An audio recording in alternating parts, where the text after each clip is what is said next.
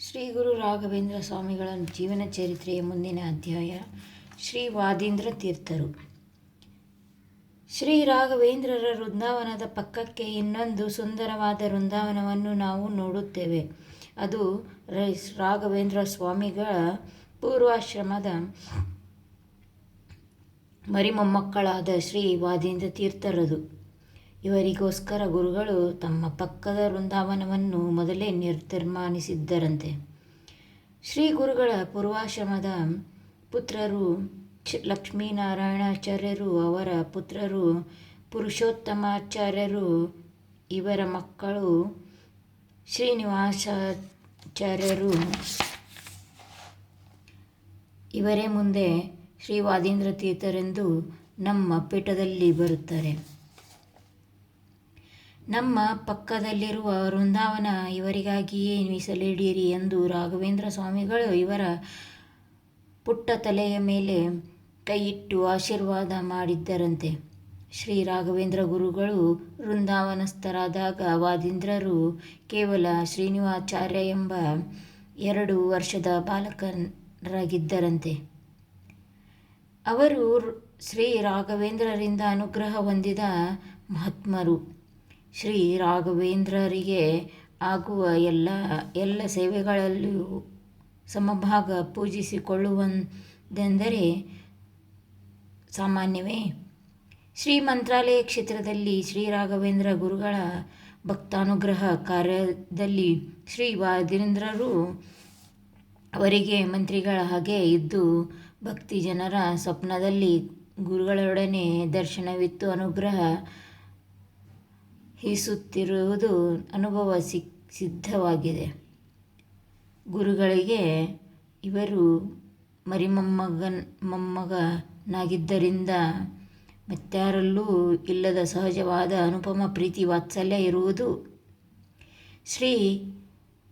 ಶ್ರೀನಿವಾಸಾಚಾರ್ಯರು ಗುರುಗಳು ಹೇಳಿದ ಭವಿಷ್ಯವನ್ನು ಸತ್ಯ ಮಾಡುವುದಕ್ಕಾಗಿ 1728ರಲ್ಲಿ ಗುರುಗಳ ಮಹಾಸಂಸ್ಥಾನಕ್ಕೆ ಅಧಿಪತಿಯಾಗಲು ಸನ್ಯಾಸ ಸ್ವೀಕರಿಸಿ ಶ್ರೀ ವಾದೀಂದ್ರರೆಂಬ ಹೆಸರಿನಿಂದ ಪ್ರಸಿದ್ಧಿ ಹೊಂದಿದ್ದರು. ಶ್ರೀ ವಾದೀಂದ್ರ ತೀರ್ಥರು ತಮ್ಮ ಪೂರ್ವಾಶ್ರಮದಲ್ಲಿ ಶ್ರೀ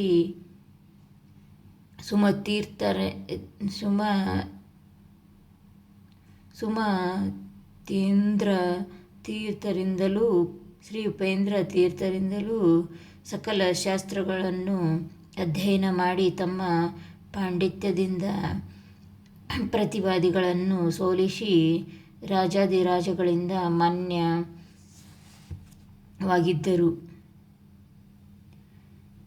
ಶ್ರೀ ವಾದೀಂದ್ರರು ಅನೇಕ ಉತ್ತಮ ಗ್ರಂಥಗಳನ್ನು ರಚಿಸಿದ್ದಾರೆ. ತಾವು ರಚಿಸಿದ ಗುರು ಗುಣಸ್ತವವನ್ನು ಶ್ರೀ ರಾಘವೇಂದ್ರರ ವೃಂದಾವನದೆದುರು ಪೀಠಿಸಿದಾಗ ವೃಂದಾವನ ಸಮ್ಮತಿಯಿಂದ ಕಂಪಿಸಿದಂತೆ.